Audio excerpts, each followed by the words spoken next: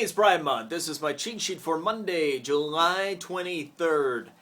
Investment. It's a good thing. It's never a four-letter word, at least in my book. That will not surprise you coming from me. But why is it so often demonized? Why is it that the president, for example, in tax policy says, hey, those, in addition to upper income earners, or as he identifies it, individuals that make $200,000 or more, $250,000 or more, but also, why is it that we should raise capital gains, taxes on dividends?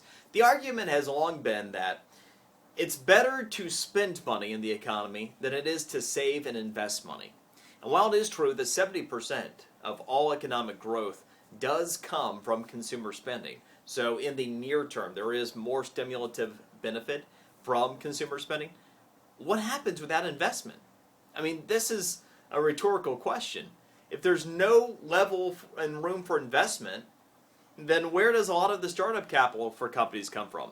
Where does the money to expand business come from?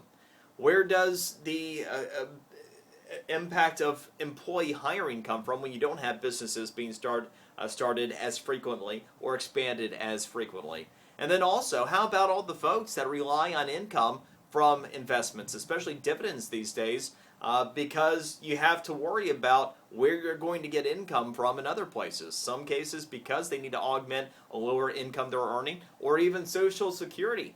I mean, these are all questions that are legitimate that get overlooked. Here's a number you can use. If you're one that does invest and you don't like being demonized because you do save and invest, or being targeted with potentially higher tax rates, you make up 13% of the economy investing. Without investment, 13% of the economy does go away. And that's something that is very important. It might be the most important 13% because investment is where all economic activity begins. It's where risk-taking, which leads to business formation, begins. Maybe we can educate the president. Okay, speaking of education, here's one for you. How your credit could impacting your kids.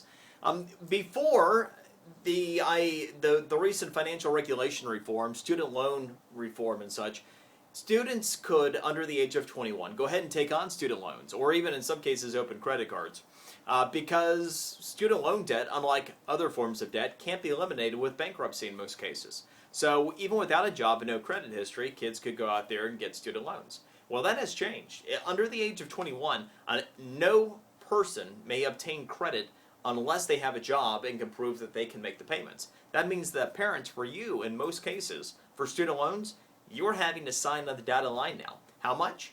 Just over 90% of all student loans that are being issued now have a cosigner, which means that if you have somebody who's looking for higher education, you need to be cognizant of your credit score and your credit wherewithal to be able to co-sign kids. In some cases, not only the high and rising expense of college education could be a problem, but if you don't have credit that's good enough to co-sign a loan, your high school graduate may not be able to obtain a student loan at all, at least until they're 21 and can do it on their own. Unintended consequence of more government action.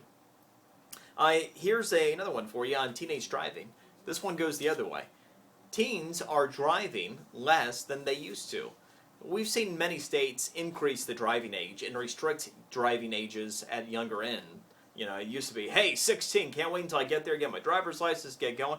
Well, now we are seeing that teenagers, period, the overall teen driving rate by the time they're 19, down from 87% in the early 80s to 70% now.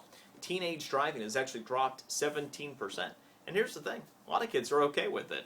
So that's one way to reduce costs anyway, I suppose. All right, that is the cheat sheet for today. I have plenty of other little nuggets. For example, the high-end Google Nexus 7 tablet is sold out. So anyway, go check out my physical cheat sheet, and we'll see you tomorrow.